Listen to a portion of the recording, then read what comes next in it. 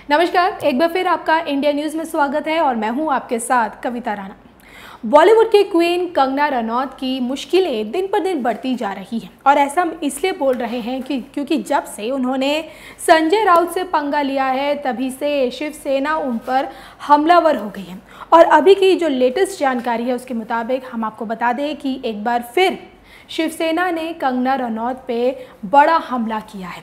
शिवसेना की IT cell ने ठाणे के श्रीनगर पुलिस स्टेशन में शिकायत दर्ज की है और इस बात की मांग की है कि कंगना के खिलाफ राजद्रोह का मामला दर्ज किया जाए। और वो इसलिए क्योंकि कंगना ने अपने बयान में मुंबई यानी कि महाराष्ट्र को पीओके से कंपेयर किया था और इसलिए उनके खिलाफ राजद्रोह का मामला दर्ज किया जाना चाहिए। और शिवसेना की आईटी सेल की इसी मांग को लेकर जो मुंबई पुलिस है वो इस पर अब कानूनी राय ले रही है।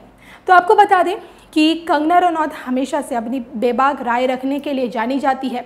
उन्होंने बॉलीवुड के फिल्म माफिया पर खुलकर अपनी राय रखी।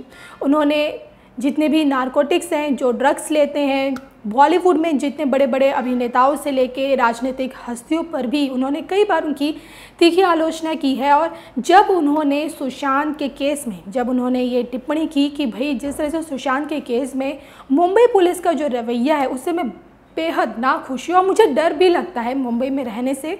और क्योंकि अब जो हालात है वो ऐसा लग रहा है कि मुंबई जो है वो एक पीओके की तरह बन गया है, यानी कि पाकिस्तान अधिकृत कश्मीर। और कंगना का यही बयान जो था वो संजय राउत को बिल्कुल भी नहीं भाया और संजय राउत ने उन पर कई बार आपत्तिजनक टिप्पणी भी की। फिलहाल कंगना और जो शिवसेना के बीच जो ये घमासान मचा हुआ है ये तो जारी है, लेकिन आपको ये बता देते हैं कि आखिरकार राजद्रोह का मामला किन लोगों पर दर्ज किया जाता है।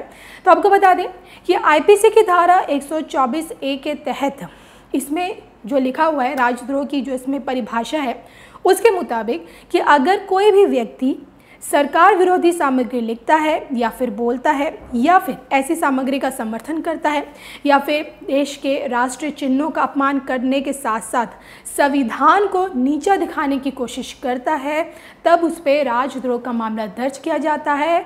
और इस मामले के तहत व्यक्ति को या तो 3 साल की सज़ा होती है या फिर आजीवन कारावास। अब देखिए सवाल ये उठता है कि कंगना रनौत जिन्होंने कई बार कहा है कि भाई ये अभिव्यक्ति की आज़ादी है, ये हमारी कह सकते हैं कि राइट टू स्पीच का है कि अभिव्यक्ति की आज़ादी जिसके ज़रिए हमें जो चीज़ सही लगे हम सही बोले और चीज़ गलत लगे वो गलत लगे।